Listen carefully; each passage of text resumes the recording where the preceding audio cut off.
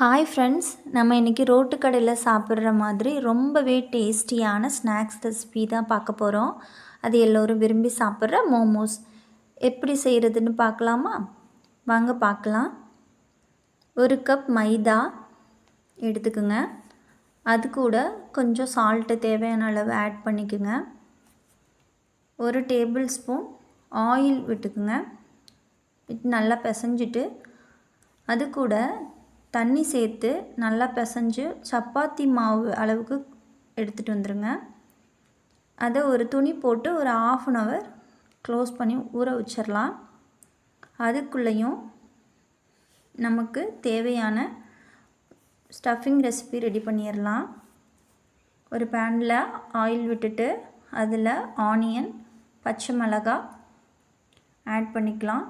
1/2 table spoon இஞ்சி பூண்டு paste, 1 carrot, கொஞ்சம் முட்டைக்கோஸ் எல்லாத்தையும் கட் பண்ணி நல்லா வதக்கிக்கலாம். அது கூட கொஞ்சம் சால்ட் சேர்த்து வதக்கிக்குங்க.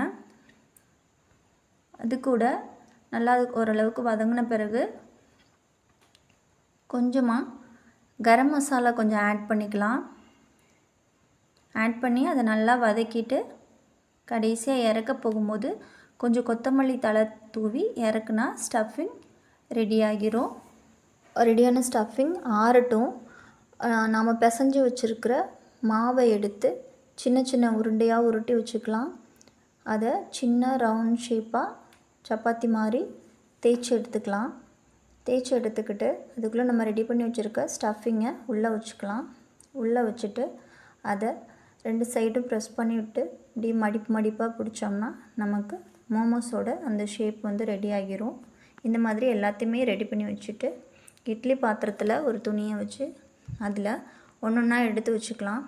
எடுத்து வச்சு பாயில் பண்ணி எடுத்துக்குவோம். இப்போ நம்மளுடைய மோமோஸ் ரெடி ஆயிடுச்சு. நீங்களும் வீட்டில் ட்ரை பண்ணி பார்த்துட்டு சொல்லுங்கள் ஃப்ரெண்ட்ஸ்.